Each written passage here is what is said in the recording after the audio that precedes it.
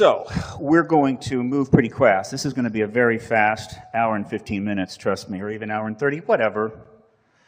Let us begin. Oh, by the way, if you want to get emails from Paradigm Research Group, you need to email that address, all right? And say subscribe if you're not on the list, so that you can be informed as soon as these developments, which are coming soon, start taking place, because I expect your full participation. So that's the email address. Hasn't changed in years, not going to change.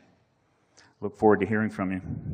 The first thing I want to do tonight, and this is particularly because, as you know, the focus on this conference is on media and the phenomena, is to honor this good man, Terry Hansen, colleague, friend, and of course the author of Missing Times, which is one of the critical books that deal with the media connection to the truth embargo. Wrote it a number of years ago.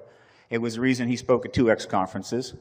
But he's also just a great guy. And that was pretty much what he did. He did a number of interviews and he's been to a few conferences, but for the last number of years he's raised his family and lived a wonderful life in this, on an island off the Sound near Vancouver.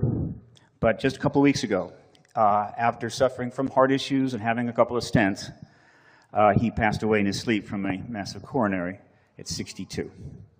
So here's to Terry. We regret that you and a number of other colleagues that have passed in the last 18 months, which we'll talk about later, did not quite make it to see the resolution of this issue. Now, very quickly, before we get into the meat of stuff, I want to help promote the conferences that are being nice to me. I will be speaking at the Contact in the Desert. This is their second year. They had over 1,000 people last year. They may have as many as 1,500 this year. It has become quite an event. There's over 40 speakers. It is August 8 to 11. I will be there. I have 4 presentations. Didn't get anything extra for it. In fact, I still think I have to bunk with 6 people, but whatever. So obviously you can check that out. And then there is a new event, a first-time event that is being put together in Toronto. And this is a retreat at a retreat center north of Toronto, which I'm sure is really, really nice. There's not going to be a lot of speakers. Danny Sheehan, Grant Cameron, Costa Macrius. Joe Burks is not able to come. Victor Vigiani. I will be there. There may be a couple more. This is going to be an emphasis on contact, and there's going to be some CE5 activity in a very amazing place. So again, you can see the web address there, ufocontact.com. And I will be speaking there, and that is August 28th to 31. Then there is a conference in Portland, Maine. I'm sure it's time for a lot of you to get to Portland, Maine for the first time. Beautiful place. That is September 6th, 7. This is a conference also. This is a trend, trust me. There's going to be more and more conferences like this. And it's in Portland, Maine. You can see the extensive website, but you can also go to paradigmresearchgroup.org, where I have a conference list that's the most comprehensive on the web for these types of events, and you can connect to these conferences. That's going to be September 6, 7, and then on September 26, 28, I will be in Leeds for the 6th British UFO Exopolitics Expo. This is, I'm very proud of this conference, which is in its 6th year, because this conference essentially spun off of the Exopolitics World Network, because the Exopolitics World Network, which PRG launched a number of years ago, has webmasters running portal sites. And these webmasters, frequently, they extend on from that. They're empowered by being the portal site to the country, and in this case, it led to these conferences, a number of them. So I'm very proud of that, and I'm sure it's going to be a great event. So with that, what I'm going to do now is give you a status report of where we are circa July 2014. Essentially, almost exactly 67 years and a couple of weeks after Roswell. Situation is this: 50% of the public in the most developed countries privately accept the phenomena as extraterrestrial, based on multiple polls. That's a very big number. But it's private now. It's not 50% are out on the street with signs going, let's disclose, but privately, that's what they believe. And you can bet that a significant portion of the other 50% are leaning that way. 20% of the world's population privately believes ETs are living amongst us now, and that's by the Ipsos World Poll from a couple of years ago. And that's the whole world.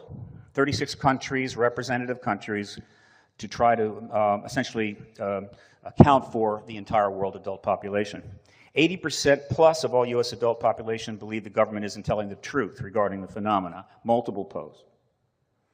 Growing media coverage worldwide of the phenomena and the citizen science effort, past and present. At the Paradigm Research Group website, if you find the media archive, you will see 6,000 articles that have been archived just from web search. And there's another 1,000 that I haven't been able to get up yet. And that's probably a third to a fourth of the total number of articles. There has been a lot of straight media coverage, more than most people understand. And most of it, believe it or not, is not ridicule. But the ridicule stuff tends to stand out. And in the last few years, the coverage has increased substantially to well over 1,000 articles a year. A dozen countries, not the US, have proactively released tens of thousands of relevant files into the public domain, about 13. Several South American countries have set up new entities within their air forces to engage the phenomena. Multiple space surveys are finding an exponentially increasing number of planets and life zone planets. Extraterrestrial and exopolitical themes continue to turn up in popular music.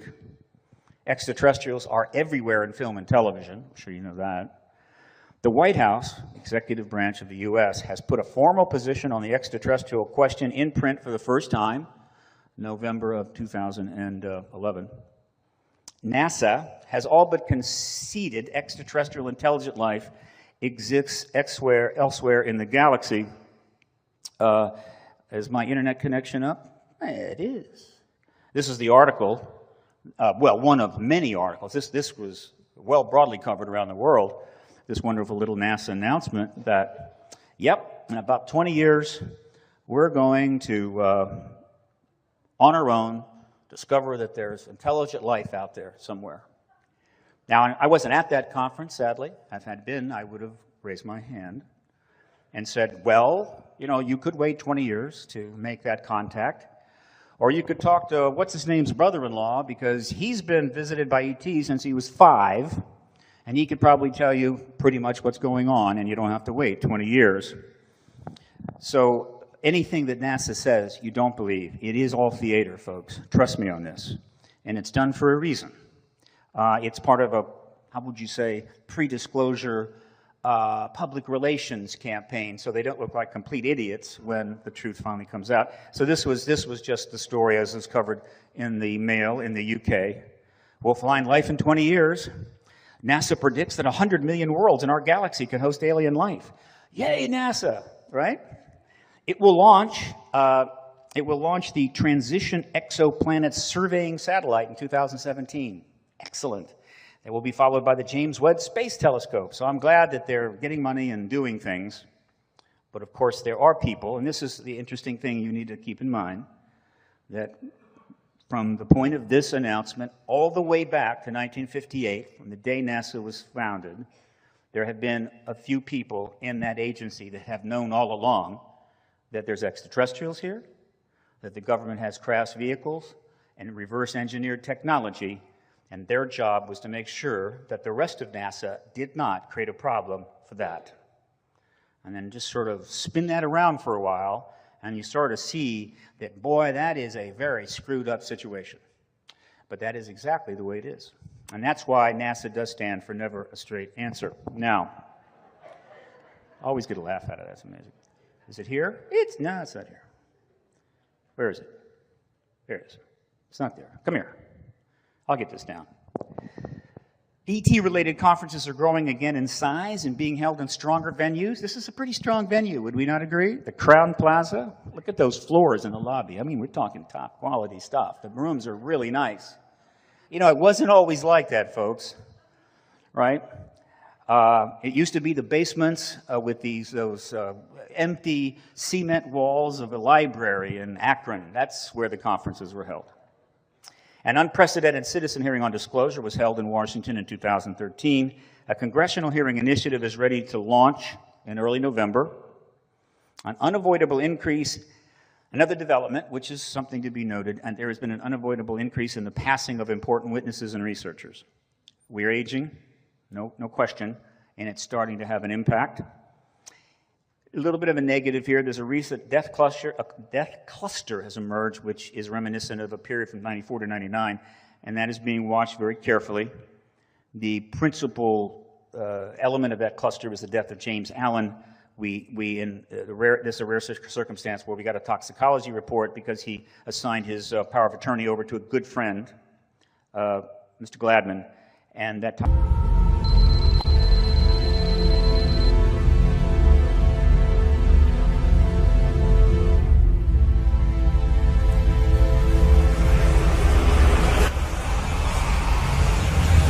toxicology report clearly showed that he was killed by a range of highly radioactive metals in his body. The authorities in Savannah, Georgia were contacted. They didn't see any reason to investigate it. The political climate in Washington, D.C. and public perception of the political class has continued to deteriorate. I don't think I have to tell you that. And that does sound bad, but it actually may be a benefit. MUFON is still here and expanding its areas of inquiry and upgrading its infrastructure. And that's a very important status. And more organizations of size are starting to form. A lot of them are web-based, but the totality of the structural substrate of the ET issue and the citizen science effort is broader than ever, and that's important. And finally, surveys, and there have been a number of them. It's not an easy one to do. But surveys seem to point that at least 2% of the general population are contactees. Now, as I use that term, contactees is the general overall term for anyone having physical contact with extraterrestrials, somewhere, somehow. That is approximately, let's see, it's about 6.4 million Americans, 6.6 million Americans. Contactees are coming out of the closet in greater numbers, including some with public personas. So, as you can see, if that is the status now, this isn't 1955, 65, 75, 85. We are much further along. We are headed towards the inevitable, and it's easy to get discouraged, but we're making progress on all fronts. So, that's a good thing. I wanted you to know that. Which brings us to the Drake equation. Things are going to get very interesting now.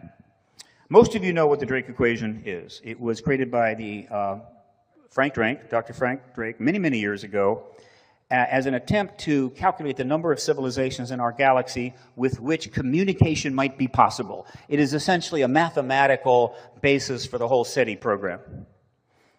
And there are various variables, such as R, which is the average rate of star formation. F sub p is the fraction of those stars that have planets. N sub e is the average number of planets that can potentially support life per star.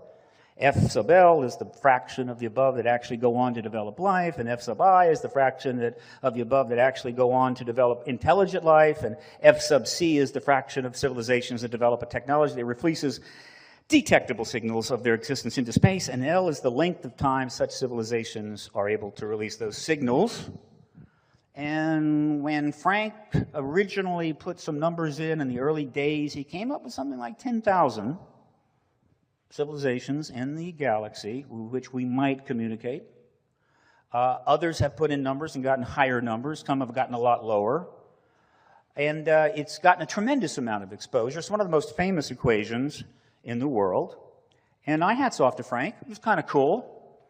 But it became a tool by many, including debunkers, to essentially downplay the UFO issue, because for them that equation seemed to show, well, if that's the thing, why aren't we communicating? Therefore, they really aren't there. Okay. Now, what's happened, there's been some changes since, and one of the most interesting changes was recently done just a year ago by a very nice lady named Dr. Sarah Seeger, Harvard PhD, astrophysicist working at MIT, and she came up with an equation that doesn't really have a name, but it's a different kind of equation. And the n in this equation is the number of planets with detectable signs of life, right, that we might find. In this case, n star is the number of stars observed. F sub q is the fraction of stars that are quiet. F sub hz is the fraction of stars with rocky planets. F sub 0, the fraction of those planets that can be observed. F sub L is the fraction that have life, and F sub S equals the fraction of which life produces detectable signature gas. And when you solve it, you get the number of planets with detectable signs of life that we could find. And when she put the numbers in, right, and this is a website coming up. My server went away. I'll deal with that. Anyway, when she put the numbers up, this is what she came up with. 2. That's how many planets in the galaxy that we can get to that we could observe life. Very, very impressive. 2. Now, interestingly enough, and I think the server's off, so let me see if I can get that back. And while I'm looking for it, I'll tell you. A little later that year, in September, Dr. Seeger received a MacArthur Genius Grant for $625,000, which was cool. I noted that with interest. So, and let me see if I can get this here, get this back. This should take me to the hotel. Or maybe it won't. Come here. You have to bear with me because I'm doing an extremely high-tech presentation tonight, multifaceted. It's very complex. So I'm interfacing with satellites, and and then of course I've got the extra NSA connection. I've got all the shit to work with, and so there's going to be the issue. Crown Plaza, I should be connected. All right, I'm going to disconnect, and then I'm going to reconnect. Anyway, the point I'm trying to make, and while that's doing that, I'm just going to go on over here. Here's the deal. I've come up with my own equation. Let's see if I can do this.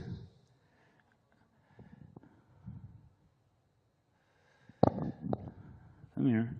Okay, hang on. What I'm going to have to do, I'm going to have to go here. Here we go. Because I'm not satisfied with 2. And so I've come up with my own equation, which I will publish later this year. And it is the extraterrestrial equation. All right? This is the one that we should be doing now, because this is the one that it's actually based on what we know now and all the massive information that's come in the last few years. The Drake equation had the fundamental flaw that it was trying to calculate how many civilizations might we communicate with. Well, maybe they just don't want to communicate with us. It's like we're just not worth talking to right now.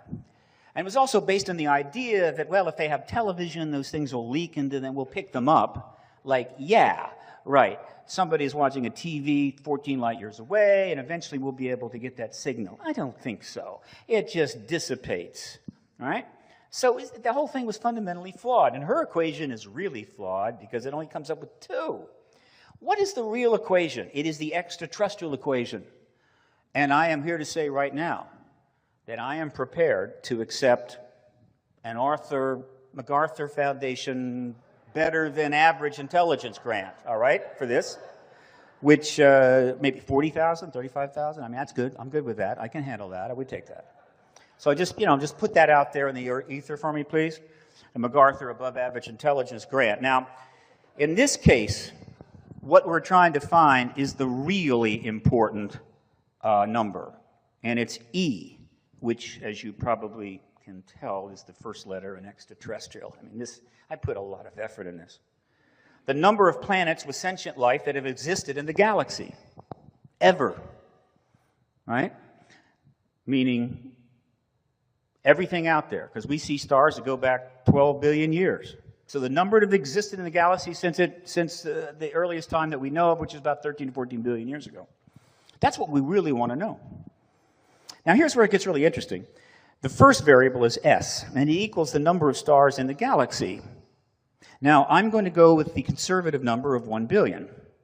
Actually, it is suspected that the actual number is as high as 4 billion, because there are the thing called brown dwarfs out there. And the brown dwarfs are virtually undetectable. However, there apparently is a huge number of them, and they can very much sustain life. The planet just has to orbit a little bit closer to get that nice heat, right? So we have no idea the total number of brown dwarfs and how many planets are around them, but it could be 2, 3, 4, 5 per sun. It could be, I don't know. It could be 20 billion more planets. We're going to put all of those aside, all of that aside in a little box and call that our fudge factor. Just put it over there, all right? All the brown dwarfs, all the planets orbiting those brown dwarfs. And we'll go with the rock-bottom conservative number, 100 billion. P is the number of planets per star. And this is estimates from the scientific analysis. The number 5, very comfortable. They've already stated that it looks like almost every star, virtually every star, has a planet around it because the very nature of star formation creates planets, period. Right? It's part of the deal. That's the way they're formed, through accretion disks. So the next thing is Z, and that's the fraction of planets in the life zone. And based upon the current surveys right now, 20% is a reasonable number, which, by the way, is the number for our solar system. Right? In fact, it's a little low. Earth and Mars are in the life zone. Venus is pretty close. And there was a planet out there one day, some call it Marduk, I think, that very likely was in the life zone. We're going to go with 20%. We're going to try to be conservative here. I'm not some wild-eyed, crazy person. L is the fraction of life zone planets that develop life. Now, there are a number of people, scientists, that believe it's 100%. In other words, if you're in the life zone, you're going to get life, 100%. And one of the reasons for this is the new discoveries regarding panspermia. It turns out that life is able to exist in space. Most of you are probably not even shocked by that. I mean, it's not exactly, partying out there. It's fairly in a dormant state. Certain types of fundamental life can essentially hibernate, move through space, get into a life area, and come back alive. And if that is true, and it certainly is, what that means is we don't have to have generated life from our primordial slime, which a lot of people struggle with, meaning all that early water and stuff and gook several billion years ago, getting hit by lightning, like in those movies, it's alive, and then suddenly some things start happening, all right? A lot of people have trouble with that.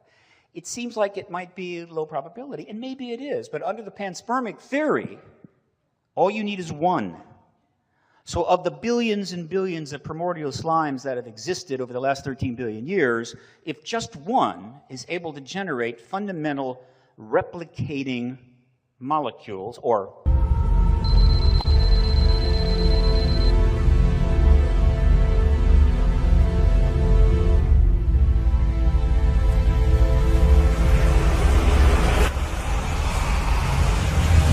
structures, and that becomes life that develops, some of that can get off planet, panspermically start moving around and seeding other planets. Now, it's obviously more than just one. I happen to think life sprung on this planet directly from the primordial slime. But we're going to be conservative. Forget that 100% stuff, that wild stuff. We're going to go with 50%, okay? And the fraction of life planets that develop intelligent life, many researchers believe that that's also 100%. Meaning that once life gets going, it doesn't stop. It just keeps on going until you've got somebody that's able to, go to college and do calculus and stuff. But we're not going to do that. We're going to go with 50% of planets with life, eventually, millions and millions of years, develop sentient life. So how many planets with sentient life have existed in the galaxy? Keeping in mind, by the way, that even though some of these stars that we see out there may have already novaed out, once you become star-faring, by and large, you leave before the nova, right? And that's what we would do, right? If a nova was coming, we would, depart and move elsewhere. So the civilization continues, doesn't it? Anyway, here's the number. It's, there's the equation right there, and the number is 25 billion civilizations have existed in our galaxy, and that's based on the conservative numbers. I can get a less conservative, throw in the brown dwarfs, and we start getting up in the area of 150 billion civilizations. Shostak, Schaefer, right? Shermer, Phil Klass, and the afterlife, suck on that number, right? 25 billion civilizations. So, extraterrestrial equation, I'll be publishing that soon. Now, before that gets published, another equation is about to be published. And this is called the contact equation. And this, unlike the Frank Drake equation and the Sager equation and even the extraterrestrial equation, is designed to bring this concept home, make it real. I came up with this idea a number of years ago, and I was prompted to put it together by an astronomer supporter by the name of Gordon Spear, Dr. Gordon Spear. And then he helped me shape it into something that would be nicely publishable. No journal is going to take it, but we're going to publish it worldwide and put it out there. And this is serious, but well, both equations are important and serious, but this is serious business. The contact equation is n sub s equals t sub c divided by n sub ca. What are the variables? Okay? P is the population of the U.S. S is another variable which is important, the land area of the U.S. in square miles. Population, by the way, is 317 million. The area is 3,790,000. F is the fraction of the U.S. population who believe they have had physical contact with extraterrestrials. And that is 2%. That's the low number from the surveys. The average, A is the average current age of the U.S. population, 37.2 years. N sub CP is the average number of physical contacts per person over a current average age of the U.S. population, meaning over 37.2 years. And we are using the number 30. And N sub CD is the average number of contacts an ET saucer can facilitate per day, based upon, this is very serious business now, let me tell you. Don't, you know, the ETs could be offended if you're laughing at their saucer capability here, so be careful. So what are we getting at? Well, the larger variables are C. C equals P times F, and that is the number of Americans currently having physical contact with ETs. The number is estimated at 6,340,000. T sub C equals C times N sub CP, and that's the total contact events over the current average age of the U.S. population throughout the United States. Remember, this is all the United States. 190,200,000. N sub Ca equals 365 times A times N sub Cd. It is the number of contact events one ET saucer could facilitate over the average age of the U.S. population. And that is 67,890, pretty much working, you know, without any days off, pretty much seven days a week. And there's no reason to think they get days off. And N sub S is equal to T sub C divided by N sub Ca. It is the point of this whole equation. And it is, wait a minute, the number of saucers needed to conduct all contact events over the current average age of the U.S. population. In other words, how many saucers, craft, does it take to account for all of the, quote, contact we believe is going on in the United States today? And it comes out under those numbers to 2,800 saucers. Now, if we were to, say, lower the number of contacts that occur in a person's life over 37 years, that number would drop to 1,400. If we increase the number of contacts a saucer can have in a day, which would also factor in the fact that sometimes they take more than one person at a time, and increase it to, say, 10, along with that other adjustment, the number would drop to 700. But let's go with 2,800. Divide that by the number of states, right? And that is 56 saucers per state. Why is this equation so important? Because it is intended to make real the fundamental issue of contact, that the amount of activity and saucers needed is not extraordinary. And based upon the number of sightings occurring around the world, which is millions over the last 50 years, and that's just the sightings that are reported, and then you've got sightings that are not reported, And then, of course, you've got plenty of activity which is not even noticeable or seen. This is quite realistic. Now, if there are 2,800 saucers servicing the United States, there would be other saucers servicing other parts of the world, though it may not be the same, because other parts of the world may not have the same level of attention. These saucers are going to need bases. They're just not hanging around in the air. In the early days, people thought that they were operating from motherships, which is still possible. But one could imagine that having physical bases would be helpful. And we know from contactee reports that often people see themselves in a facility which they're quite certain is not a craft, but a hardened kind of facility. And they have the sense that it's underground. And there are many reports of potential bases around the United States. You've heard them all. Can't be proven. But saucers are seen going into mountains and coming out of mountains. So there you have it, the contact equation. It is my gift, PRG's gift to the contactees out there, as a way to help make real their reality and help convince people that these numbers are not as absurd as they might think.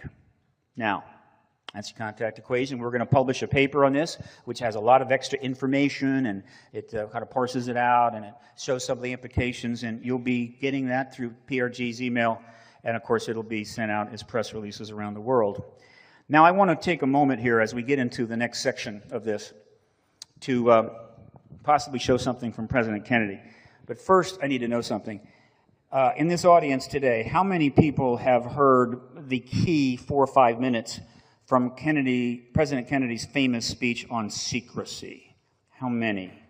Oh, that's a big number. Oh, that's a big, big number. Okay.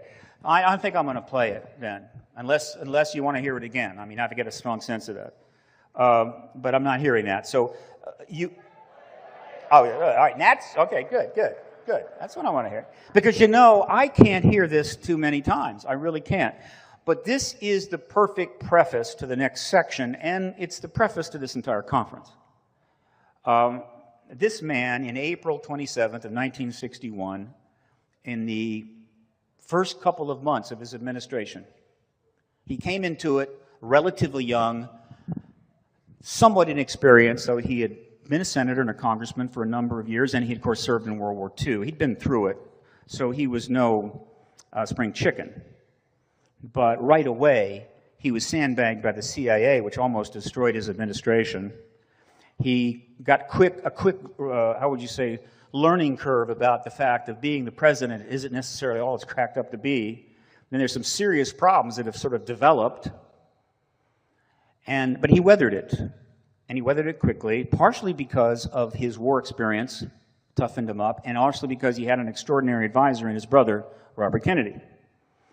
And so he started to develop some very big ideas about how to make profound changes in America, both domestically and foreign, which is kind of what we want in our presidents. It's what makes for great presidents. And he opened up that, how would you say, his first opening move in that was, in fact, this speech to the American Association of Newspaper Publishers in April 27th of 1961. And what he addresses in this speech, and you're going to hear about 4 minutes of it, is the profound relationship between the reality that the United States was going to have to, and was well underway, in a ideological, potentially violent contact with the Soviet Union, which is an ideologically controlled state that was going to require some draconian activity on our side, with our fundamental values as a constitutional republic with First Amendment rights and a free press.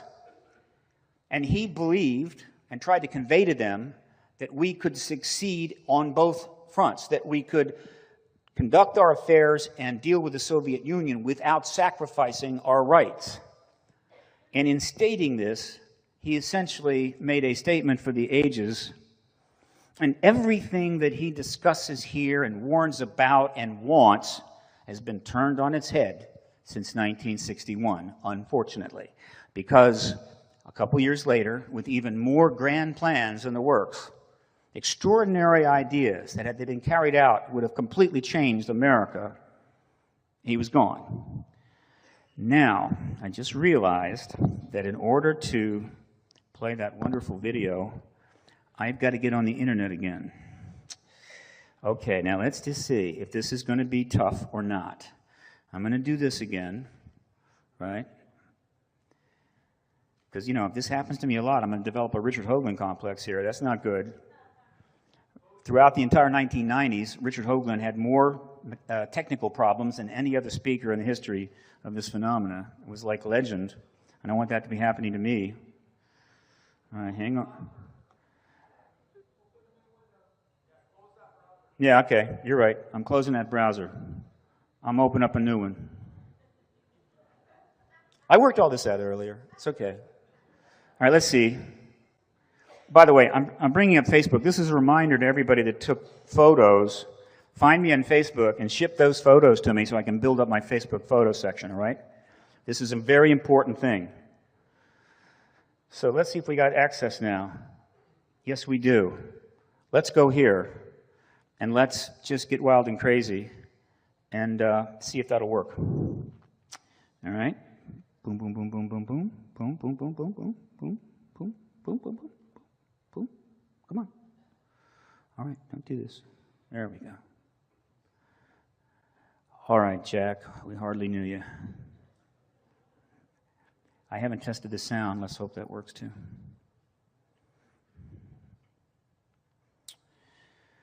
Come to Daddy.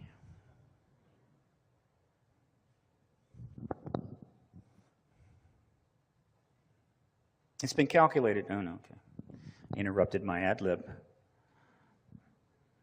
That you spend 1.2% of your life watching that little hourglass. Now, that's what it comes out to. 1.2%. Just the way it is, folks. I'm sorry.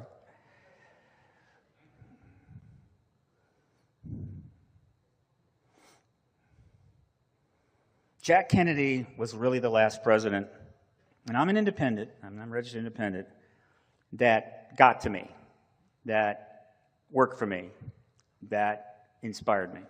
That's the last one, sadly enough. I think a lot of people have been waiting for his return. All right, I've got internet access. Come on.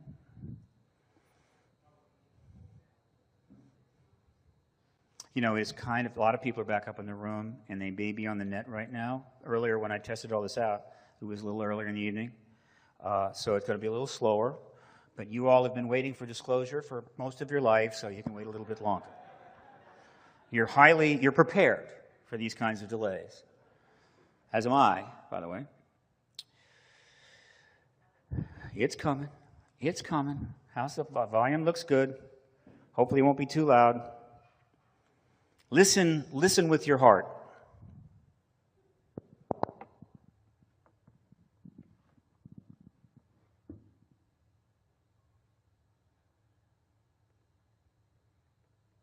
It's buffering. Yeah, another 1% watching that little thing go around too. Forgot about that. Ladies and gentlemen, the very rare secrecy.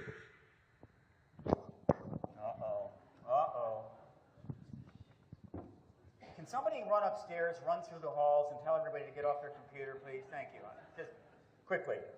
One to a floor, run around, get off the computer, say it's some sort of NSA thing or whatever.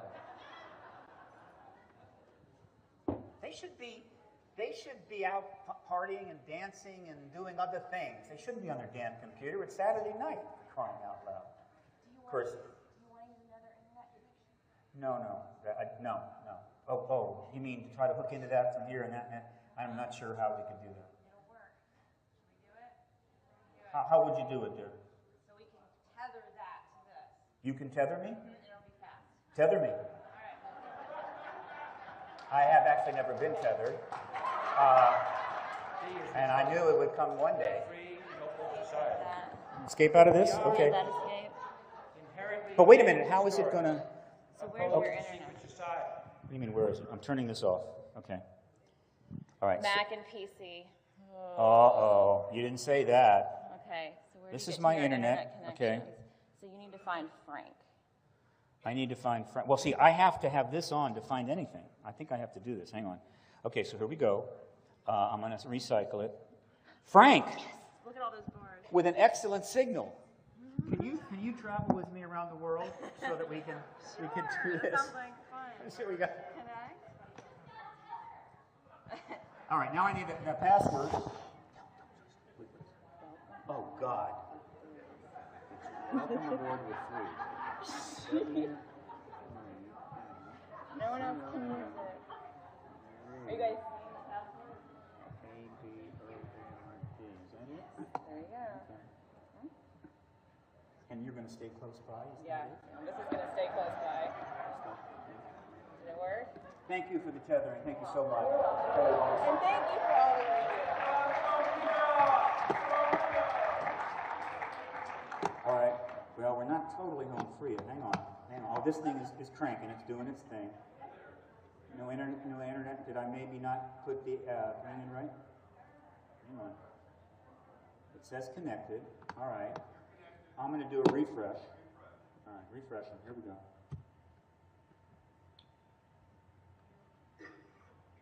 Okay. All right. Still not happening. I think I might have put the password in wrong. So all I'm going to do is I'm going to disconnect. I'm going to come back in. Right, here we go. Connecting again. All right. There's no... hello. Come on.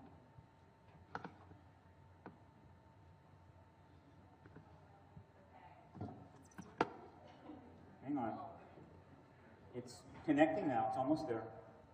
It says connected. The network is taking longer than usual. It's like that message you get when you call almost anybody in business now. Due to high call volume, right? I have never ever gotten a message where they said, we're having really low call volume. Somebody's going to be right with you. Yeah.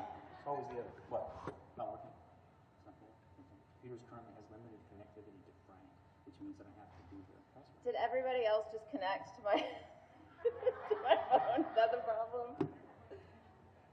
So it says connected. It says connected, but let's try it again. One more time.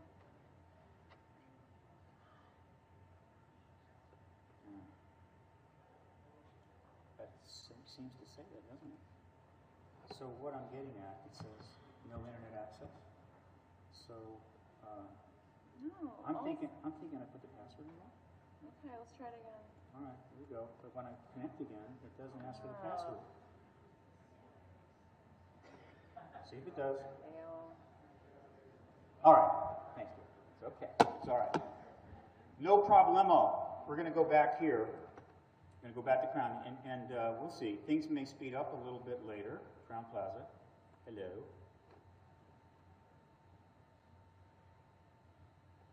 I'll come back in a second. We'll go here.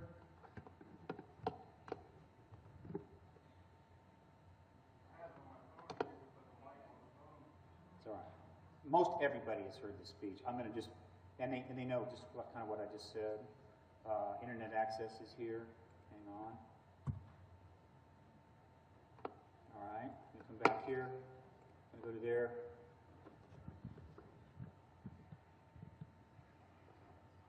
Let's see if it'll pick up this time without buffering. If it doesn't, we'll.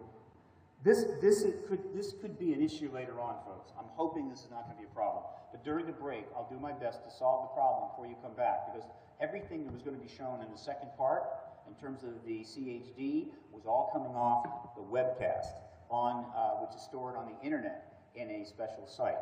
Now that may have much higher speed than YouTube, so hopefully it will not be a problem. So we'll see. But let's see if this is going to work for us.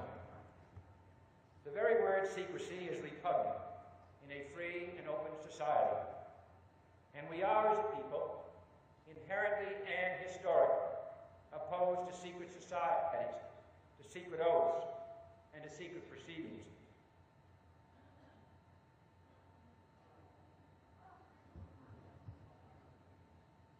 It still seems better.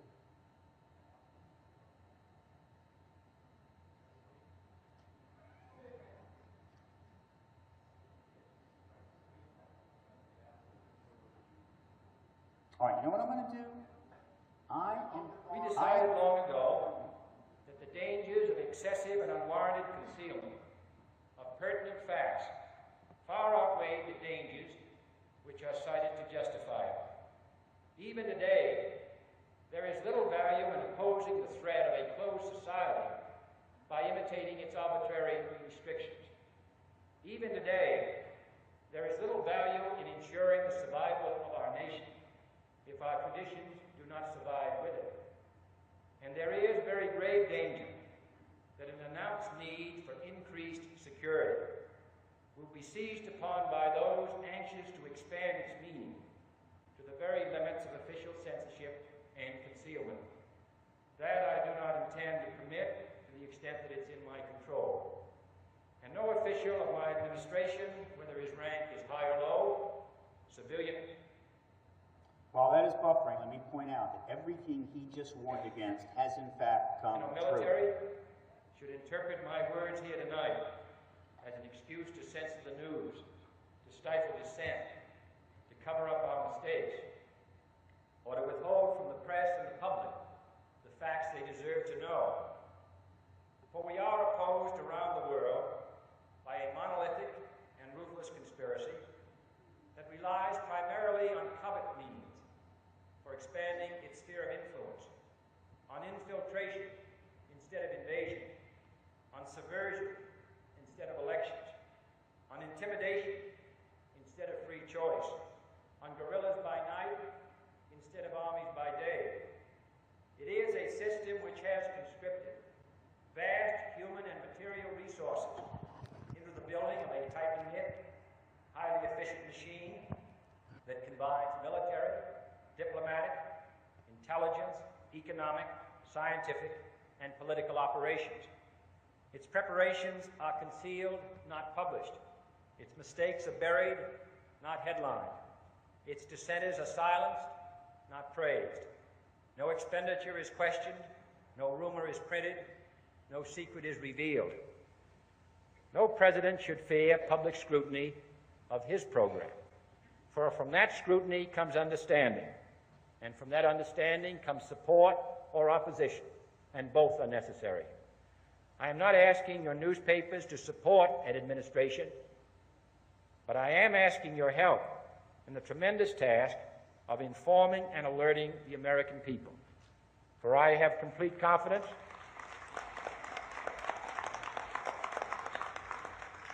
in the response and dedication of our citizens whenever they are fully informed. I not only could not stifle controversy among your readers, I welcome it. This administration intends to be candid about its errors. For as a wise man once said, an error doesn't become a mistake until you refuse to correct it.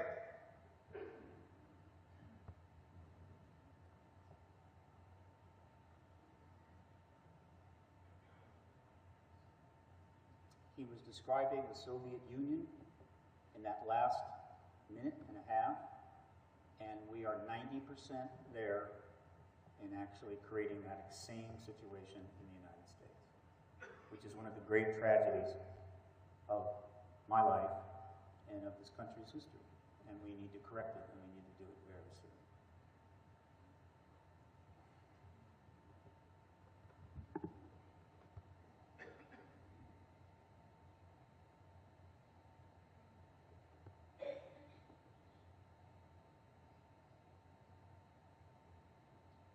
There hasn't been a speech like this in a very, very long time. There have been a lot of bullshit, boy, I'll tell you. You've been through it, you've heard it all. More lies than you can count. It's more unauthentic people than you'd ever want to meet.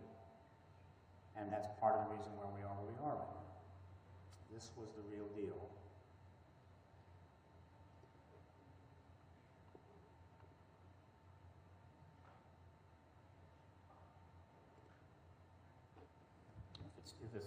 I think, in a sense, we have that. Accept full responsibility for our errors.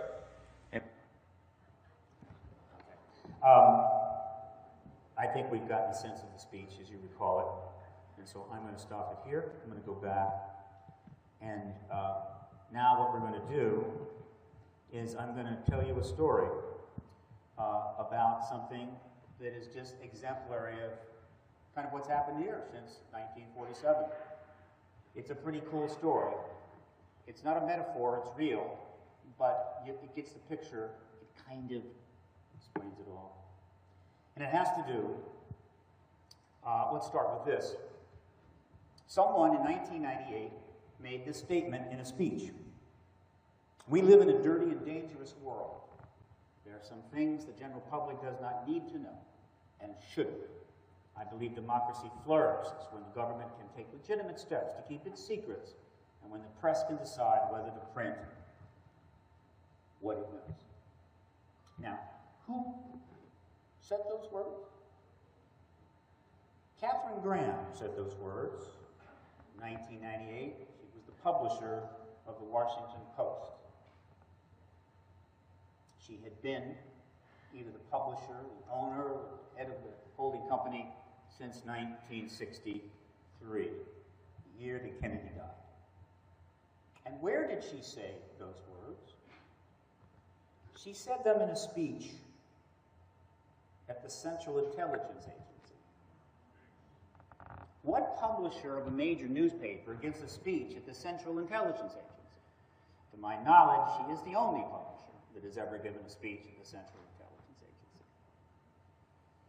And that kind of tells you what you need to know about the Washington Post and its, how would you say, intersection with the prosecution of the Cold War and the extraterrestrial truth embargo, which it is completely and nearly failed us on, particularly the ET issue. And I can tell you stories on stories on stories, but it just hasn't been there for us. Which brings me to the tale that I want to tell you, and it starts with this gentleman by the name of Generoso Pope Sr. Generoso Pope Sr. was a very powerful and influential man in the first half of the 20th century in New York. He was the publisher of the very highly, very high number of subscribers called the Il Progresso, the Italian newspaper. He was also connected to big-time politicians and was a very influential man. And he had 3 sons. One of them was Generoso Pope Jr. Generoso Pope Jr. graduated, I think, from MIT at 20. He was brilliant. And he had been running his father's papers for the 5 years before his father died. So when his father died,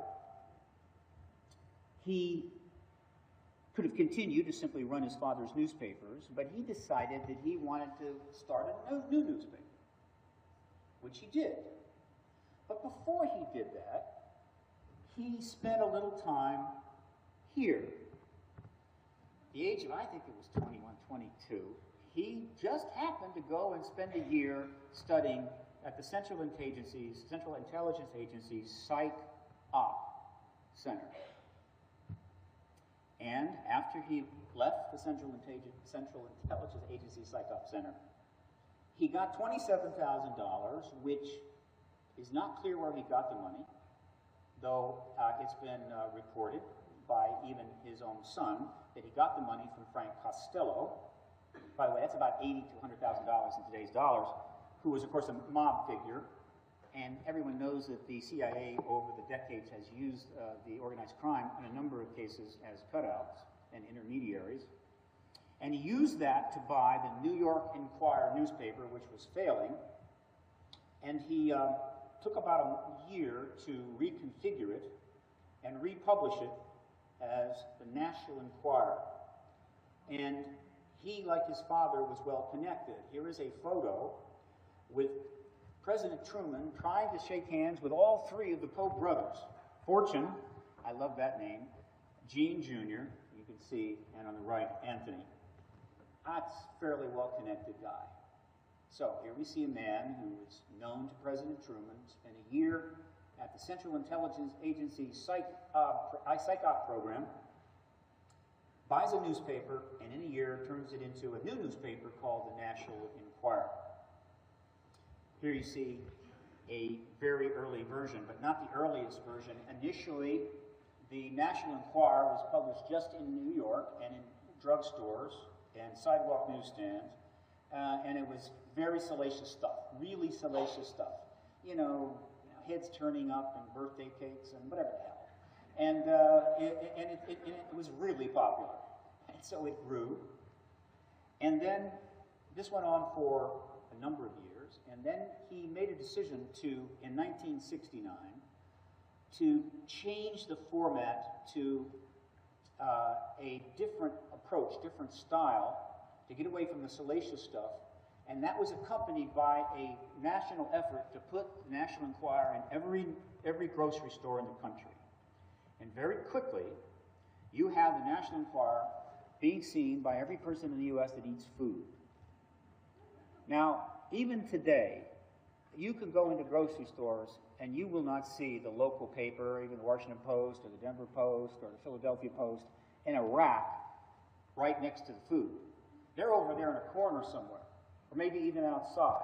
But the National Enquirer, even today, is right there in every rack as you go through. In the early days, they did have extraterrestrial-related stories. You're seeing one here. But they were relatively high-end. They weren't grotesque, which is interesting. But this was back in a time when things were not fully coming together in terms of the truth embargo, and the government was approaching it a little differently.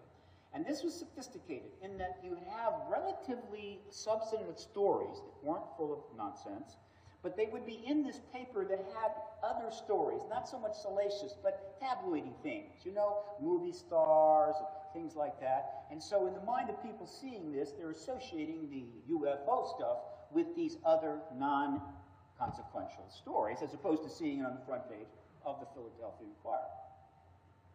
This is called psychops. It's propaganda. It's manipulation. It's extremely sophisticated. Now, eventually, of course, the National Enquirer turns into the full-fledged color version, right? And it continues even to this day. And it made Generoso Pope Jr. a very, very wealthy man. But something else happened. 10 years later, in 1979, he made another change. Right? And let me put this in context. In 1968-69 is when the government, in a very elaborate, sophisticated way, tried to remove itself out from the UFO issue and all the public clamor and just get out of the business so it could go about doing its stuff without being bothered by pesky citizens and the odd reporter. And what they did was, they held a hearing, 68, so they could say we had a hearing. Lasted a day, had 3 witnesses there, had some other reports submitted. That was fine. Thank you very much. Here's some nice parting gifts. And then the Condon report was underway, which is then issued next year, which said there's absolutely nothing here. Then they used that to close down Project Blue Book and say we're done. At the same time, they were destroying NICAP, which was pretty much effectuated by 1969. They had gotten Keogh, thrown him out. They had closed out all the external activities, brought everything back into just the headquarters, and the board of directors, which was made up of several CIA people, this is well known, paid themselves all the money, many times more than Keogh was making when they threw him out for, quote, financial improprieties, and then basically ran it into the ground, which took another few years. Now, in 1969, of course, is when MUFON was born, and the government was out. We're out.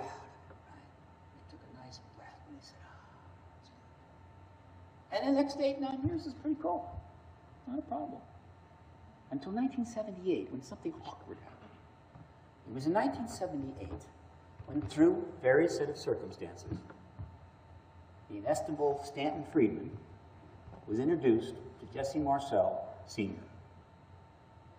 And the Roswell story was brought back into the world. And went straight from there to become the preeminent story, the preeminent event that connects more people worldwide to this phenomenon in a personal way than any other event. And they were pulled back in, right? And that was a real pain in the ass. And so a strategy was needed. And so they called up their psychop guy, Generoso Pope Jr., who had developed the National Enquirer at their bidding, probably with their money, to use when needed, and Lord knows they probably used it one way or another between 1954 when it got launched until 1969 and then to 1979. And they said, we need something else. And so it was in 1979 that things really got interesting when Generoso Pope launched the now infamous, legendary Weekly World News. That's the National Enquirer in the early days. That's Generoso Pope. And this is the Weekly World News. And the Weekly World News was something to behold, all right? Essentially, they made everything up, which, you know, and I'm going to figure out how to do it. Oh, there it is. Okay, here we go. Hang on. They made everything up, okay? So it was the greatest journalism job in the country. People begged to get working for that paper. You went to work every day, and it was just hysterical and fun, and you didn't have to worry about fact-checking, and then you went home and partied and drank a lot. Now, in this series of Weekly World News covers, which, of course, began appearing next to the National Enquirer in every grocery store in the country, and were there for the next, I don't know, 3-some decades. They closed down about 8, 9, 10 years ago. Notice that in this case, they're connecting the UFO issue, actually extraterrestrial issue, you think about it, to political figures. President Clinton, Hillary Clinton, Barack Obama, John McCain, President Clinton again, President Bush, Sarah Palin, and Romney. These are all people who either were president or running to be president. Right? Now, why would they do that? It's very simple. If you are running to be president, or you become president, and people have been seeing this in every newspaper, I mean every newspaper rack and at the grocery stores around the country, you're going to be less inclined to even utter the word UFO or extraterrestrial. Now, you don't need that connection. You're already pre-ridiculed. You're already set up. And so the moment you do that, this comes into mind, and they put it together, and they think, my president has gone crazy. This is manipulation of the highest order without having to kill anybody or threaten anybody. This is sheer genius, and Generoso Pope was delivering it in spades. And then in addition to this kind of connecting the issue in this crazy way to every political leader at the height, they also dealt with all of the various aspects of the phenomenon, right? Here you have the issue of, I guess, captured ETs, kind of the Roswell kind of thing. Got your men in black here. Got your cattle harvesting or animal harvesting here. This is my favorite. This is crop circles. And the article is apparently this gentleman has had some crop circles appear in his chest hair. Overnight, though some researchers believe this was done by college students. Could have been Frank and Dave, but that would have been just a little bit too, I should say, intimate. And then here we have alien abduction, the contact phenomenon. And so again, if you're a contactee or even a crop circle researcher and you want to talk to somebody and they just walk through the grocery store to get some lemons, you're hooked up to that in their head. And it's not once or a while, it's every single day, every single grocery store in the country. Mass indoctrination, in opposed to the truth of this issue, being conducted by CIA operatives right in your own grocery stores, folks. And I'll bet you a lot of you way back then didn't make that connection. This is Paul David Pope, and he is the son of Generoso Pope Jr. Now, one of the reasons we know this, but not the only one, is he wrote a book a number of years ago called The Deeds of My Father. And in that, he talks about things like this, and he states that both his father and his grandfather, Generoso Pope Sr., worked for the CIA. When his father died, he inherited a lot of money, about $20 million. He went through it all. Then got into a fight with his mother over the rest of the money, and his life just went downhill. Not too many years ago, he was arrested for stalking his mother. Don't don't know where he's at now, but things haven't gone very well. Kind of a little karmic problem there. So that's my story. Now let me tell you, it's not the only story. When the church committee was launched back in the 70s, and it came out that the CIA had people staffing every major newspaper in the country, and probably television networks as well, the American people just shrugged it off. Though advocates and activists, particularly like Daniel Sheehan, they didn't shrug it off. And there were a lot of people screaming bloody murder. The American people just said, yeah, you know, you're a CIA agent working for the paper. You need to kind of keep in touch, know what's going on. Maybe they'll pick up some journalist skills. And what could happen? What could go wrong here? And it's emerged in other ways. But the fact is they still are there. And obviously other things are emerging.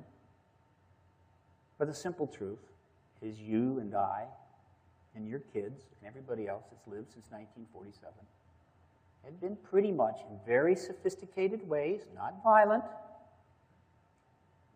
enabling you to conduct pretty good lives and have fun and all that stuff, but you got brainwashed. Using the word somewhat loosely. I'm not talking about being dragged into a North Korean prison and tortured until you become some sort of sleeper agent. I'm talking about just your basic brainwash. And this isn't the only issue you're brainwashed on, and we know this. Simultaneous with the government washing, the corporations were also running you through the rinse cycle. And so at the parallel with the government propaganda, we had the rise of corporate propaganda, meaning that advertising had always been crap, but starting in the 50s, Mad Men, they got serious. And probably there was a whole lot of back and forth between all those super-duper corporate advertising honchos and some of those super-duper CIA honchos. And before you know it, the corporations are using very sophisticated advertising to get you to buy whatever they wanted, including billions of cigarettes and a whole bunch of other stuff that killed a whole lot of people. So for all of our lives, we've been brainwashed by our government, and we've been brainwashed by our corporations. Should we be ashamed? No. Should we be mad? Yes. Should we do something about it? Very soon. Because you see, the effects of this are now becoming quite manifest. It's pretty clear. It's not easy, it's not obvious for most people, but at a fundamental basis, fundamental level, if you're trying to understand why everything is falling apart around you, just say to yourself this: if between 200 and 300 million people are assaulted by the fundamental economic elements of their culture, corporations, and their own government for 60 years, how could anything not go wrong? How could things not fall apart? How could you not be ineffective? How could you not be on antacids? Et cetera, et cetera, et cetera. Okay? That's my media portion. And trying to address this is all a chess game that we're playing with the government, which we hope we will win. Now, to quickly take you through the chess game. Somebody give me the time, please. 8:40. Okay. You sort of started late, around 10 minutes. Okay, it's all right, it's all right. We'll just shorten the back end. Plus, we may not even have a back end, folks, because I've got a process that's going cranking. However, I do know some excellent operatic tunes, which I'm kind of happy to sing for you. Plus, I maybe get tethered again. I thought we could do that. It's getting used to that already. The chess game goes like this. I'm going to breeze through this very quickly because most of you know this. PRG began a project designed to end the truth embargo. It started in 2011. We submitted a petition to the White House through the We the People project. And that petition, stated that we, the undersigned, strongly urge the President of the United States to formally acknowledge an extraterrestrial presence engaging the human race and immediately release into the public domain all files from all agencies and military services. Basically, it's a call for disclosure, the fundamental disclosure petition 1. We got 12,000 signatures requiring a response from the government, which came on November the 4th. That response is still up on the website. You can go to We the People on the White House website. You see the response, you'll see the petition. That response is 8 paragraphs long. The second paragraph made history. And it reads, the U.S. government has no evidence that any life exists outside our planet, or that an extraterrestrial presence has contacted or engaged any member of the human race. And in addition, there is no credible information to suggest that any evidence is being hidden from the public. Now, as you and I know, all three of those statements are completely false. They're also indefensibly false, meaning that if you tried to defend them, it would go very, very badly. So it's like when you tell your wife a lie, and as long as she doesn't, try to debate you, you're gold. But if it's not a defensible lie and she comes at you, you're toast. You're finished, all right? You should just surrender and move out for about a week, okay? That's the kind. In other words, they could send out their top scientists, their top OSTP people, right? I mean, just sharp as a tack. And they would send them to MIT, and I would go up there, and we'd go out on a stage, and they would stand there, and I would stand there, and they would try to defend that paragraph to me. And it would be a slaughter. They would not leave in one piece. I would chop them up like a Benihana shrimp dinner, because it's a complete indefensible lie, and they have nothing to support it, right? But there it is on the White House website, right? In bold letters, which is the most important thing about it. Because, and this is the chess game, for whatever reason, might have been a mistake move, and it might have been deliberate, which is an interesting thing to think about, and I will let you do that. It's the first time the executive branch of the United States government ever put its position on this issue in writing. The very first time. And that's important because when you put your position in writing, now you have a position you must defend if somebody challenges you, which the press, of course, hasn't done. But nevertheless, it's there. It's there day after day. And then one day, the press may challenge you. And so we had accomplished that. We then submitted a number of other petitions pointing out all the evidence that they said didn't exist. But of course, the real strategy, right? This is that wonderful cartoon by Drano, was if we're going to get the truth, we've got to have a bigger syringe. And that syringe was this, citizen hearing on disclosure. And the whole intention was to set the stage to end the truth embargo by essentially destroying the position of the White House in the mind of the press so that the press would go, oops, I guess it's time to get on our bicycles and start pedaling. And so essentially, the citizen hearing was held.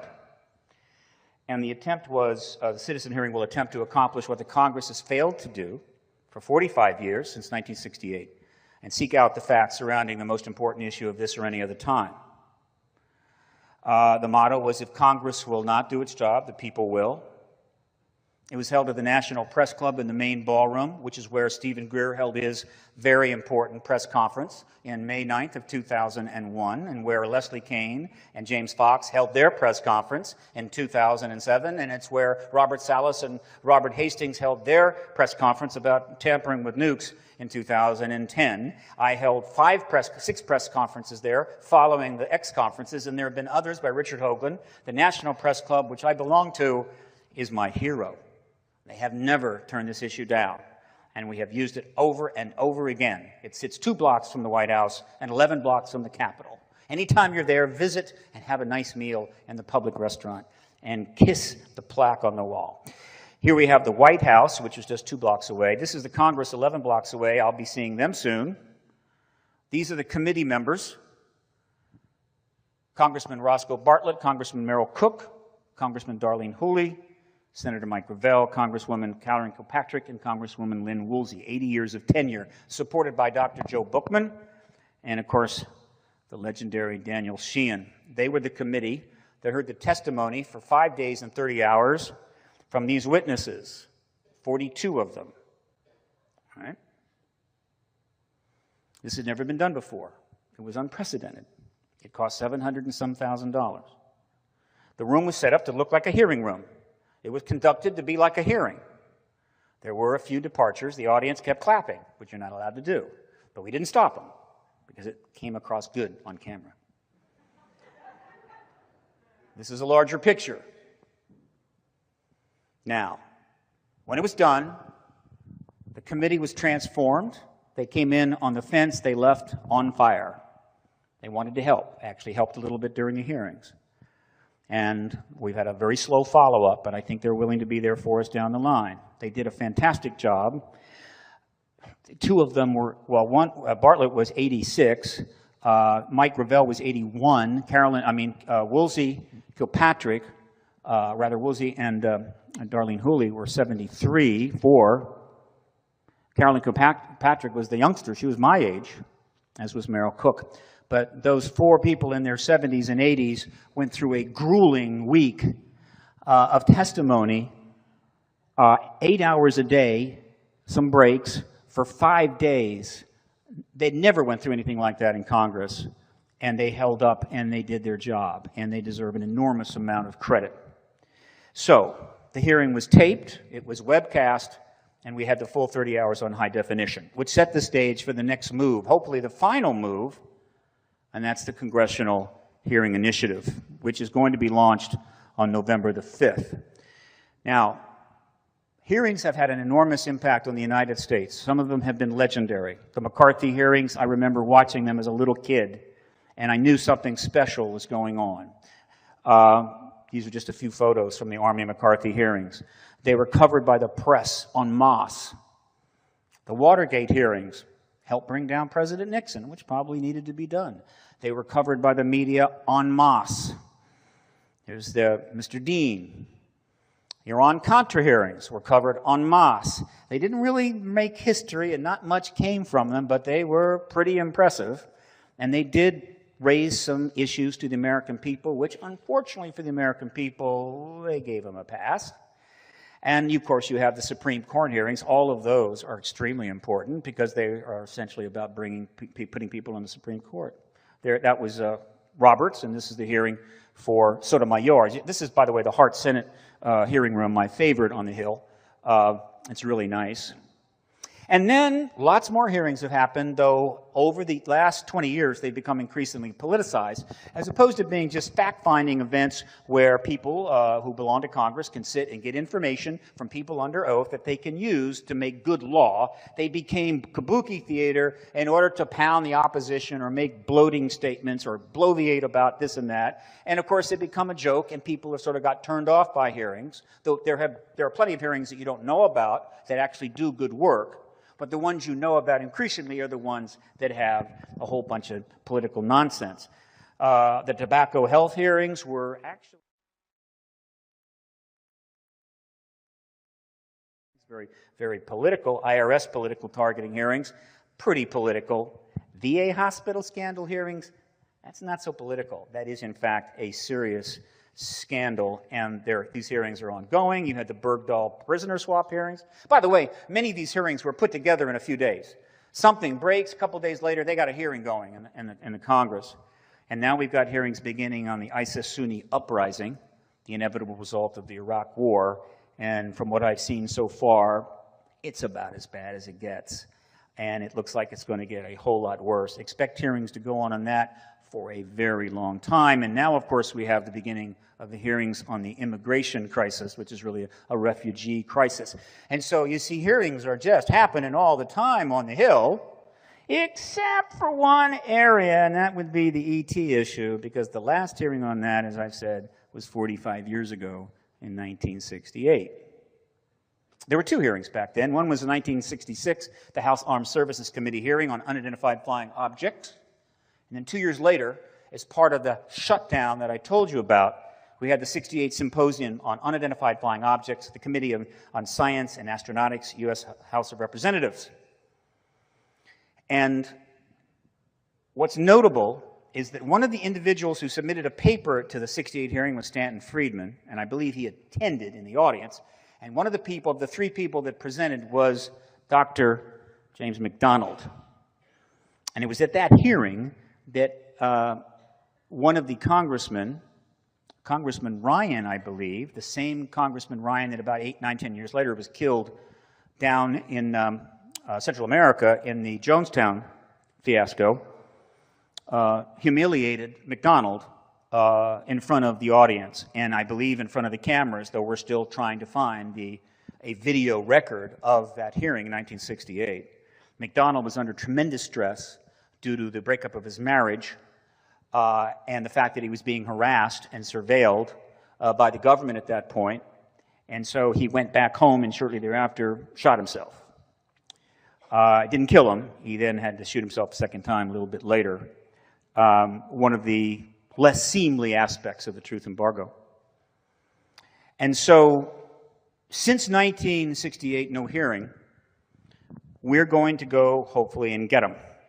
So what's going to happen is that on November the 5th, remember the 5th of November.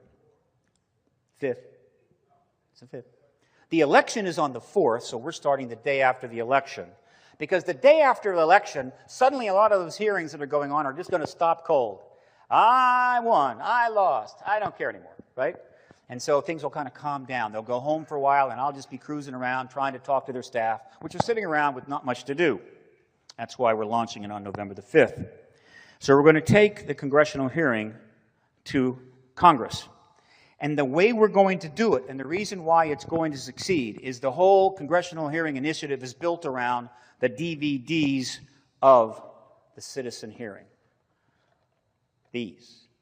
Right? 30 hours, 10 DVDs, and here is the back cover. That's what the discs look like. As you can see, the idea is to create something official looking, not commercial looking, not glossy. The box looks like this, and of course I actually have it here. Right? 10 DVDs, delivered to all 539 congressional offices, averaging approximately 20 staff. That's 10,000 staffers with 10,000 computers, 10,000 DVD players. And we're going to deliver 5,390 DVD discs with the record of the congressional hearing to the Congress, the entire Congress, and their staff. Okay, thank you. But why would they open them? Why didn't they just put the box next to the potted plant in the window and forget about it? Because about 8 days before they're due to arrive, I'm going to be contacting all of you good people and many, many thousands more, plus sending out international press releases.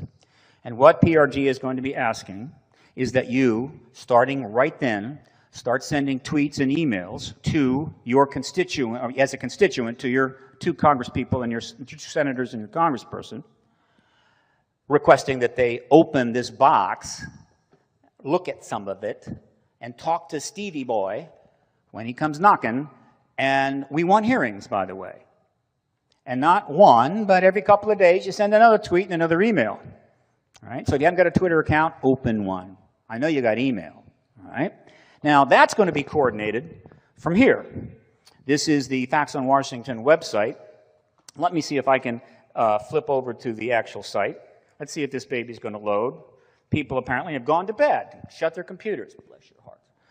All right, so essentially, this is the site. And when you go here, you will see the basic concept, right? What I just told you.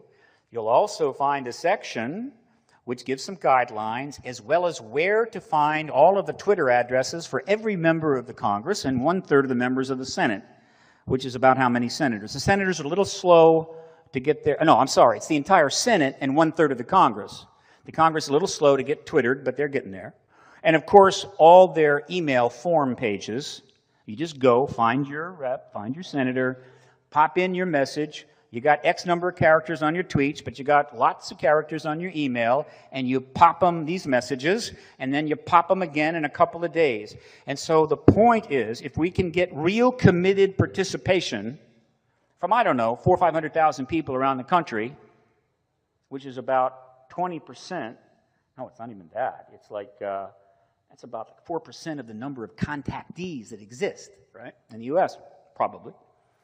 We will basically rain tweets and emails down upon them literally as the DVDs are on their way to their office. So by the time it gets there, they're going to be quite aware that this thing is coming their way, which improves the chance that they'll open the box.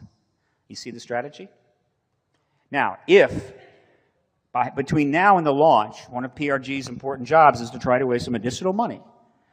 If I can raise between 20 and 40,000, then I will be able to bring into play our publicist, the publicist that set up the conference for Greer in 2001 and filled that room with 100 press, the publicist that handled the citizen hearing on disclosure and got us a considerable amount of media, interviews, and press, and would have gotten a lot more were it not for the Boston bombing.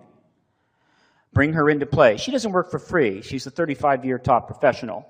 If I can get her involved, because she knows everybody in Washington, and given that we're going to have a 90-day window, she could possibly get me on every major talk show in D.C., national talk show, as well as articles in the key papers.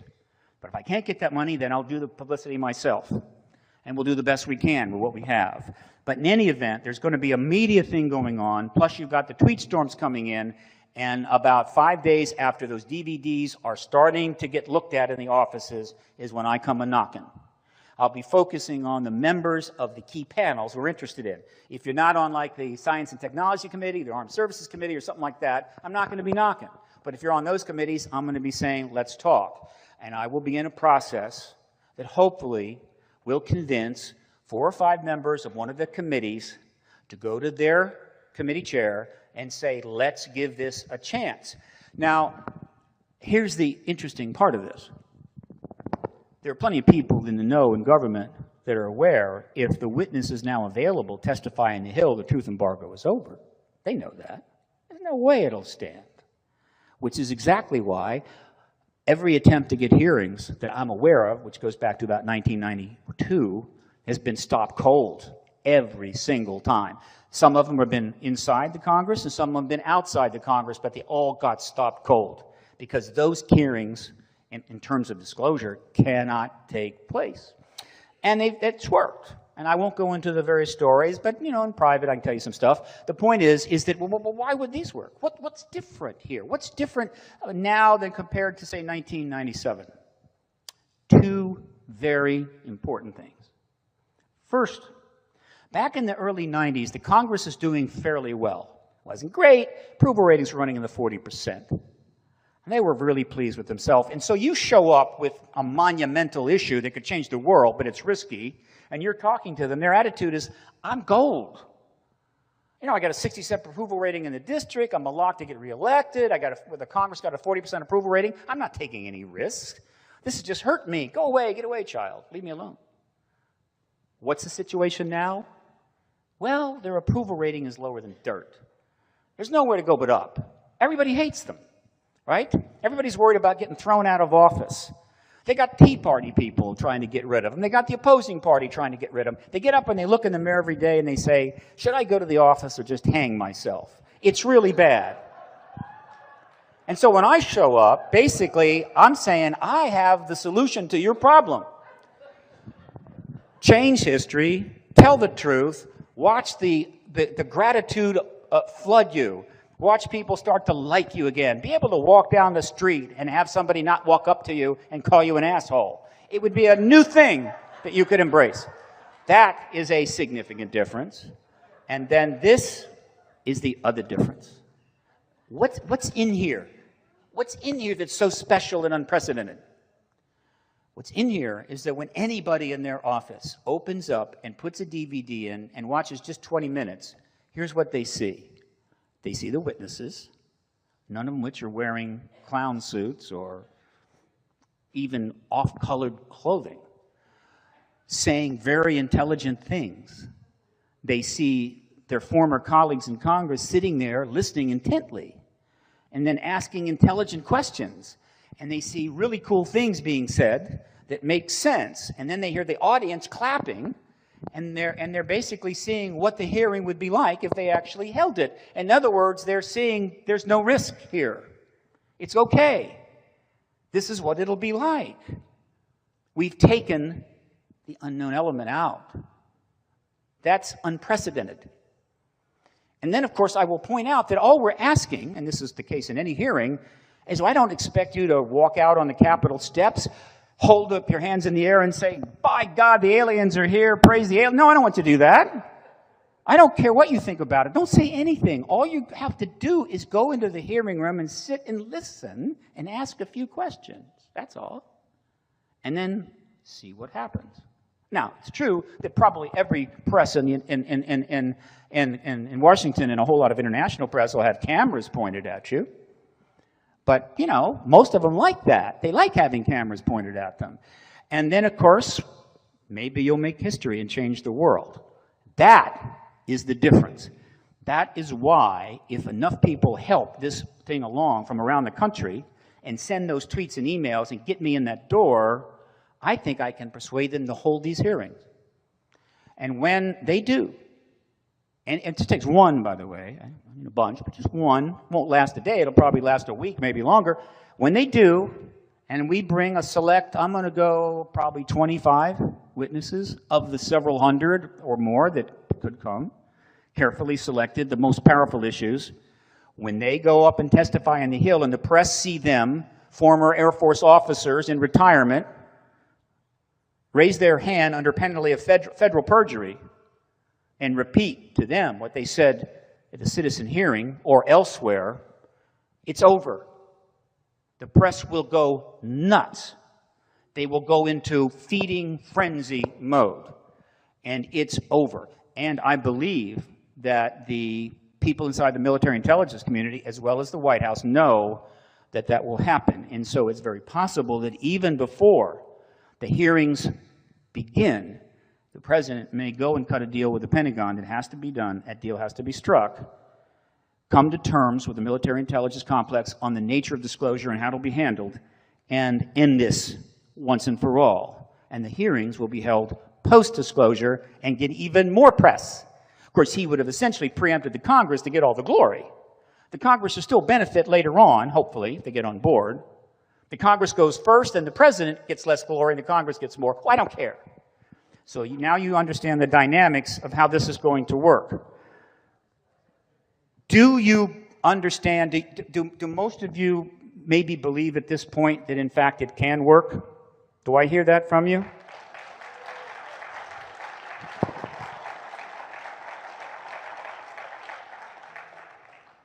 Look, I have many colleagues that don't believe disclosure can happen. I totally understand.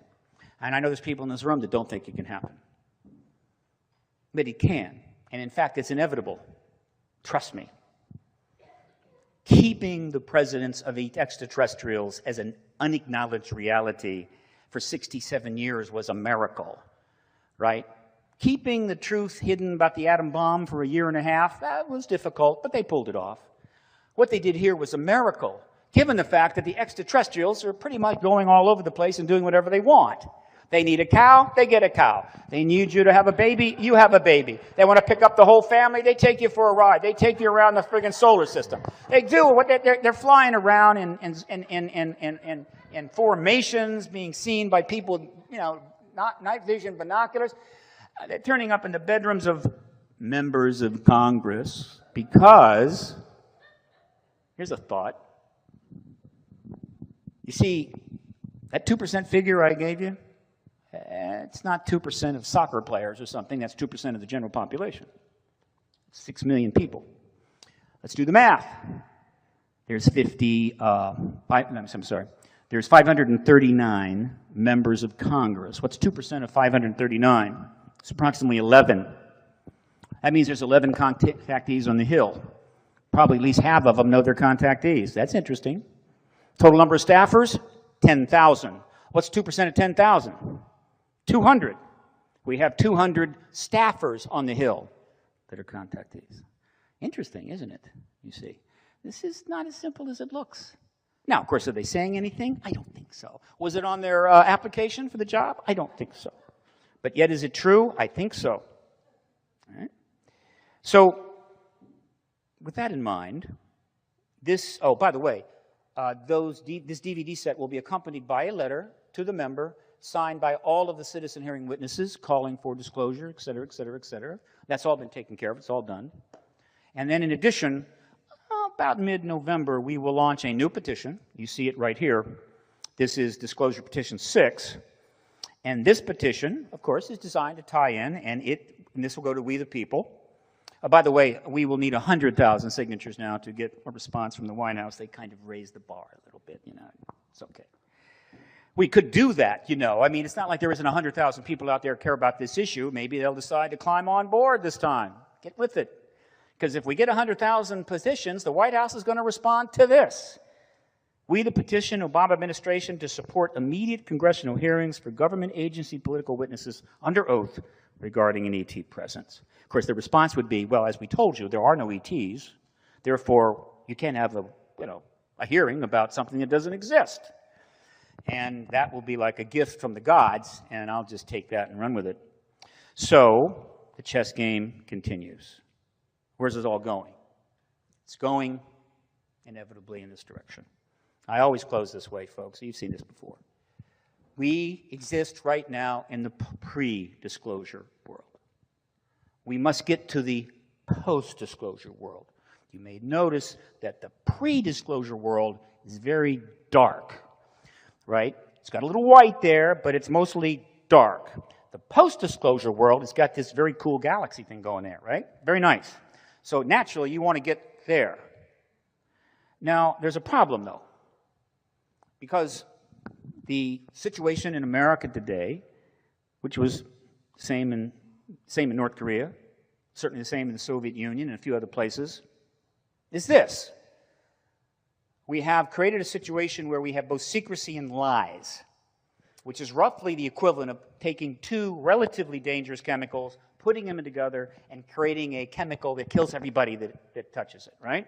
Secrecy plus lies is a full toxic poison to the social contract. And of course, that's exactly what we have in the United States today. We've got both in abundance. And those secrecy and lies are embedded in the truth embargo. And so essentially, this red line we need to get through, this barrier to the post-disclosure world, is made up of secrecies and lies. And we have to break through that. That's what the whole advocacy movement is about. Now, we have to break through at every front. We don't have to get every lie and every secret out. We just need to get through any part of that line, and the part of that line that we're pressing on is the extraterrestrial truth embargo. And that's, of course, that, and disclosure is the goal, capital D, formal acknowledgement by the world governments. I know people say, look, I know they're here. My brother knows they're here. We know they're here. So what do we need the government to tell us they're here? Well, here's what I have to say about that. I think everybody in this audience today fully committed to peace. Doesn't want another war anywhere. Guess what? If the government wants one, you'll have another one. Okay? So does it matter what the government thinks and does? Of course it does. And because the government won't acknowledge it, is this issue taught in any college, university in the country in any significant way? None. Not one of the 5,000. Is it properly covered by the media? No. Is it funded by the philanthropists and all those wonderful rich people that have all these wonderful issues? No. Right? Is it engaged by the philanthropic institutions? No.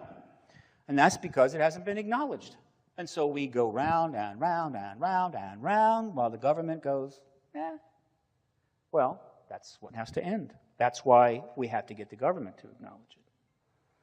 And if we do, we go where we've always intended to go. We've been heading for it for, 300,000 years. If we can do it, right, if we can get there, and it's clearly not clear, we're supposed to end up here. We're supposed to end up as part of a galactic community. Remember those 25 billion civilizations that have existed at one time or another in our galaxy? A little larger than what the skeptics were predicting? That's where we're supposed to go.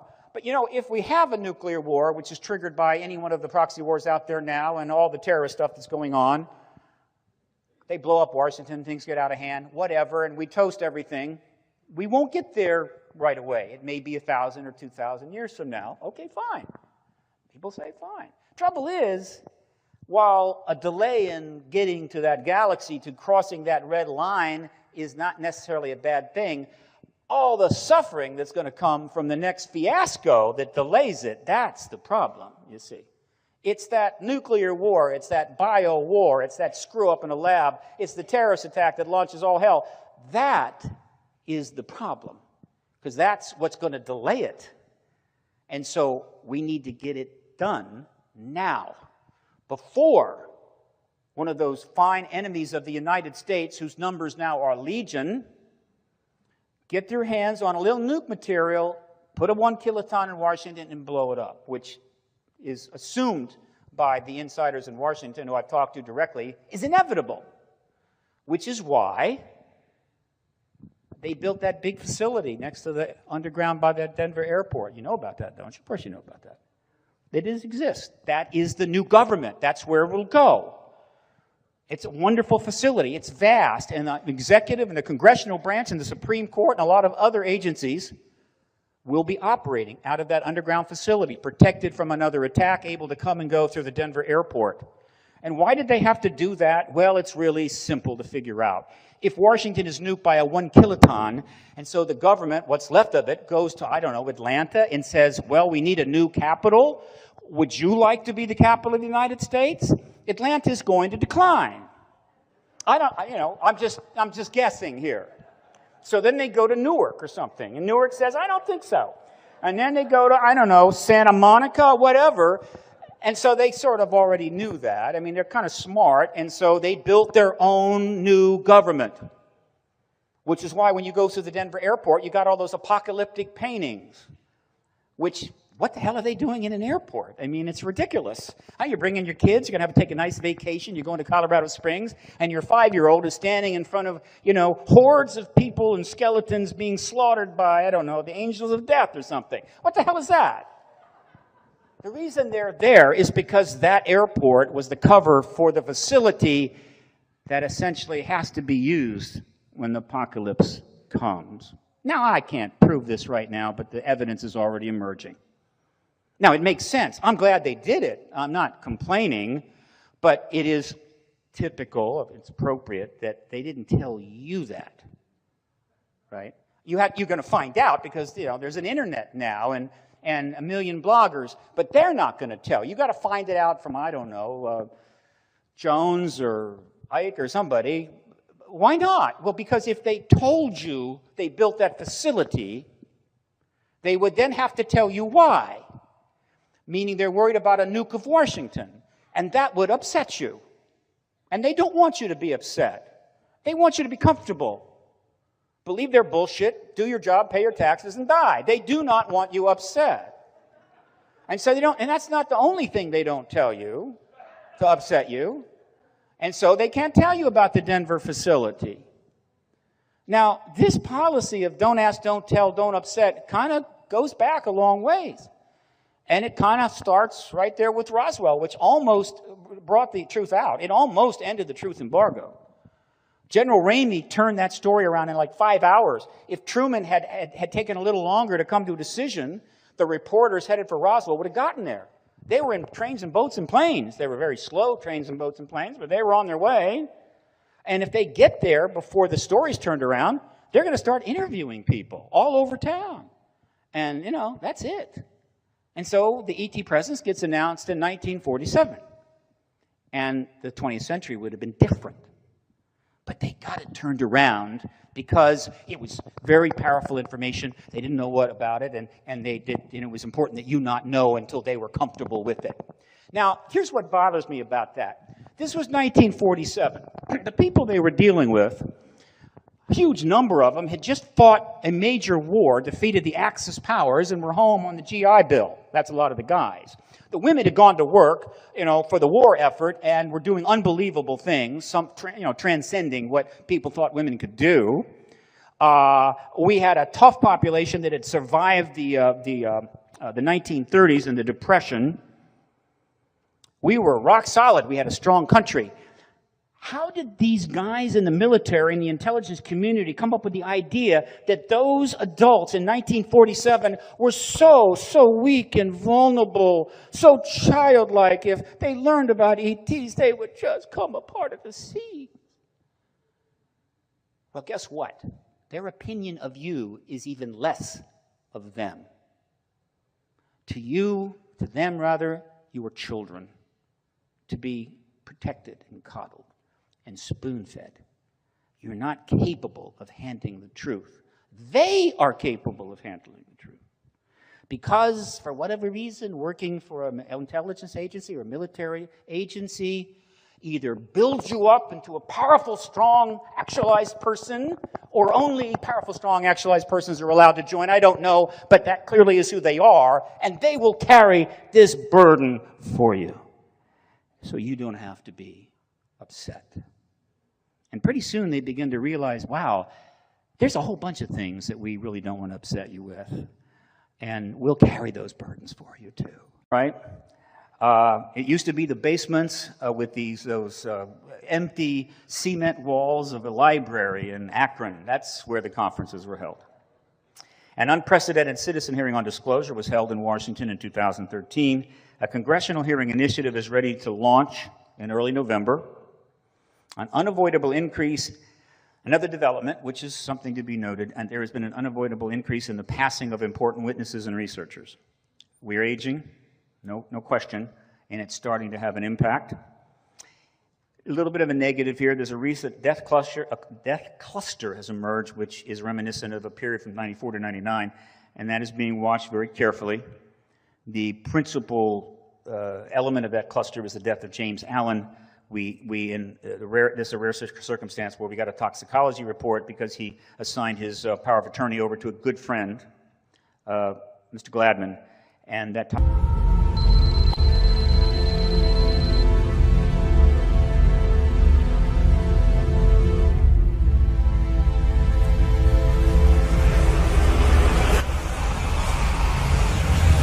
toxicology report clearly showed that he was killed by a range of highly radioactive metals in his body.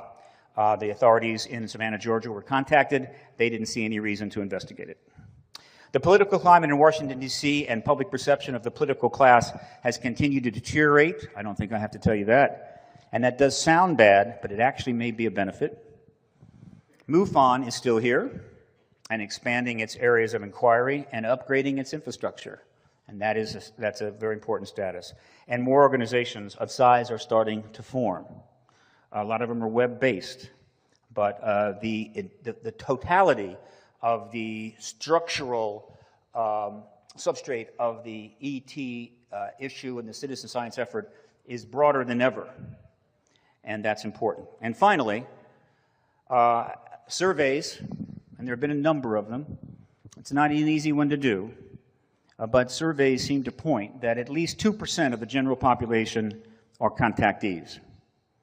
Now, as I use that term, contactees is the general overall term for anyone having physical contact with extraterrestrials somewhere.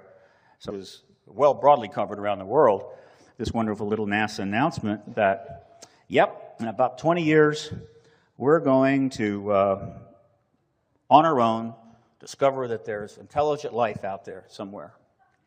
Now, I wasn't at that conference, sadly. If I had been, I would have raised my hand and said, well, you know, you could wait 20 years to make that contact, or you could talk to what's-his-name's brother-in-law, because he's been visited by ET since he was 5, and he could probably tell you pretty much what's going on, and you don't have to wait 20 years. So anything that NASA says, you don't believe. It is all theater, folks. Trust me on this. And it's done for a reason. It's part of a, how would you say, pre-disclosure public relations campaign, so they don't look like complete idiots when the truth finally comes out. So this was just the story as was covered in the Mail in the UK. We'll find life in 20 years. NASA predicts that 100 million worlds in our galaxy can host alien life. Yay, NASA, right? It will launch the Transition Exoplanet Surveying Satellite in 2017. Excellent. It will be followed by the James Webb Space Telescope. So I'm glad that they're getting money and doing things.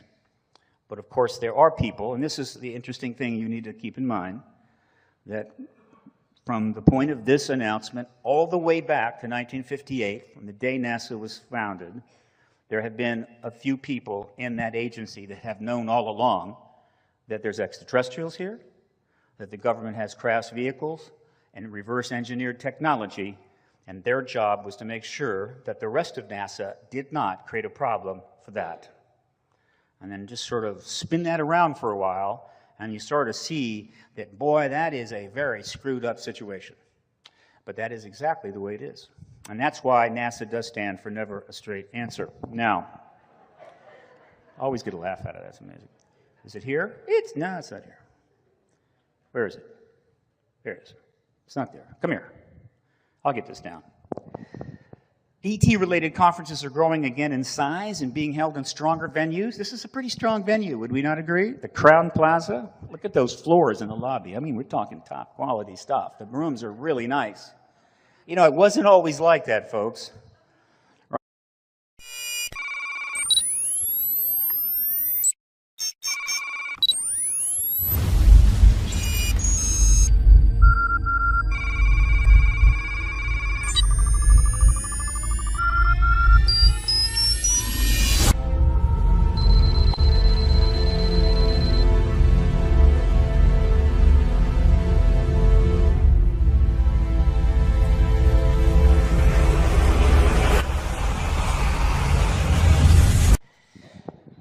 So, we're going to move pretty fast. This is going to be a very fast hour and 15 minutes, trust me, or even hour and 30, whatever.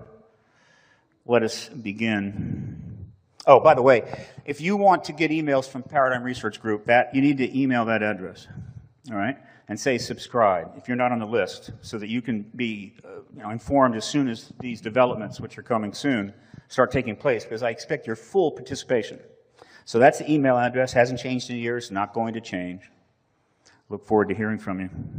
The first thing I want to do tonight, and this is particularly because, as you know, the focus on this conference is on media and the phenomena, is to honor this good man, Terry Hansen, colleague, friend, and of course the author of Missing Times, which is one of the critical books that deal with the media connection to the truth embargo. Wrote it a number of years ago. It was the reason he spoke at 2X conferences. But he's also just a great guy, and that was pretty much what he did. He did a number of interviews and he's been to a few conferences, but for the last number of years he's raised his family and lived a wonderful life in this, in an island off the Sound near Vancouver. But just a couple of weeks ago, after suffering from heart issues and having a couple of stents, he passed away in his sleep from a massive coronary at 62. So here's to Terry. We regret that you and a number of other colleagues that have passed in the last 18 months, which we'll talk about later, did not quite make it to see the resolution of this issue. Now, very quickly, before we get into the meat of stuff, I want to help promote the conferences that are being nice to me. I will be speaking at the Contact in the Desert. This is their second year. They had over 1,000 people last year. They may have as many as 1,500 this year. It has become quite an event. There's over 40 speakers. It is August 8 to 11. I will be there. I have 4 presentations. Didn't get anything extra for it. In fact, I still think I have to bunk with 6 people, but whatever. So obviously you can check that out. And then there is a new event, a first-time event that is being put together in Toronto. And this is a retreat at a retreat center north of Toronto, which I'm sure is really, really nice. There's not going to be a lot of speakers. Danny Sheehan, Grant Cameron, Costa Macrius. Joe Burks is not able to come. Victor Vigiani, I will be there, and maybe a couple more. This is going to be an emphasis on contact, and there's going to be some CE5 activity in a very amazing place. So again, you can see the web address there, ufocontact.com. And I will be speaking there, and that is August 28th to 31. Then there is a conference in Portland, Maine. I'm sure it's time for a lot of you to get to Portland, Maine for the first time. Beautiful place. That is September 6th, 7. This is a conference also. This is a trend, trust me. There's going to be more and more conferences like this.